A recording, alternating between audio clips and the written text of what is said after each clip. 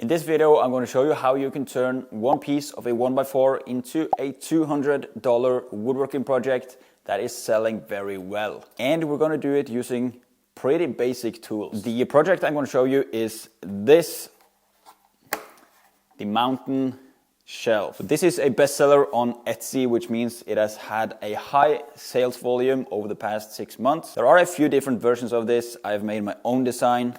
And I'm going to show you everything you need to know to build this in the video.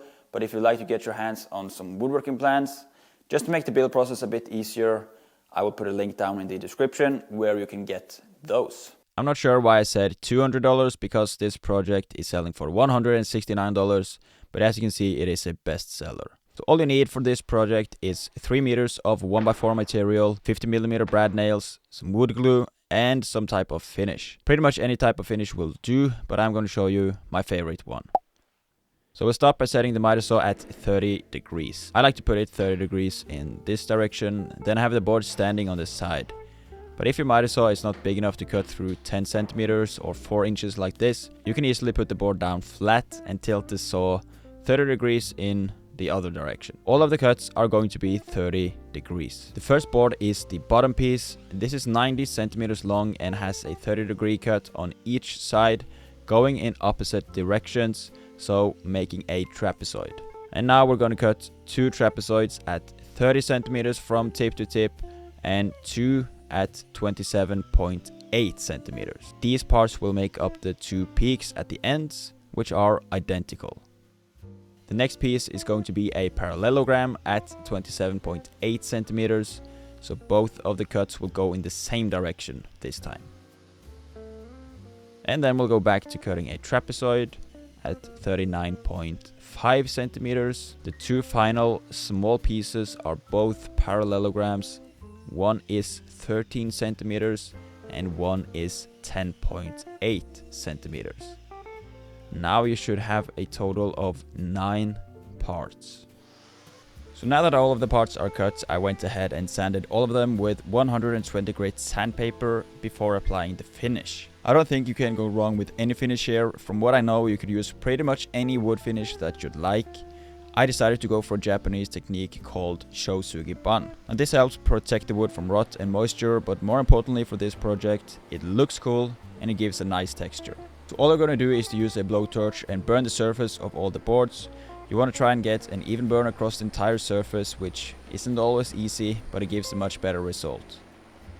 Once you've done that, you're going to brush over the boards with a steel wire brush, which will remove all of the weaker wood fibers.